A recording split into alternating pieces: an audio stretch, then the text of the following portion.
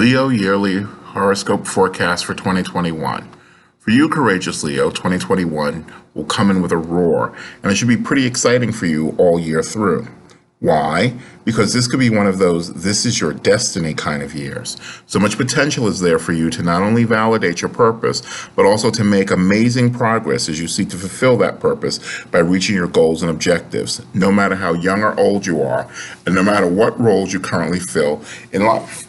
With your warm personality and animal magnetism, you will draw a myriad of interesting characters into your world this year. And when that warmth turns into passion, watch out. You may find yourself on a magic carpet ride or two in 2021. Rising will take you to some exciting places and will connect you with some mesmerizing opportunities. But because you are so fierce and proud, you will need to keep your ego in check to be sure that you can get along and work with some challenging people. In fact, this could be one of your personal challenges this year. You often feel that when you remain calm, you lose control of situations too easily. But actually, the opposite is true. When you rein in your hot temper and funnel it into positive control, you can make magic happen. This will be an excellent year to work on that because you will come out a winner if you prevail.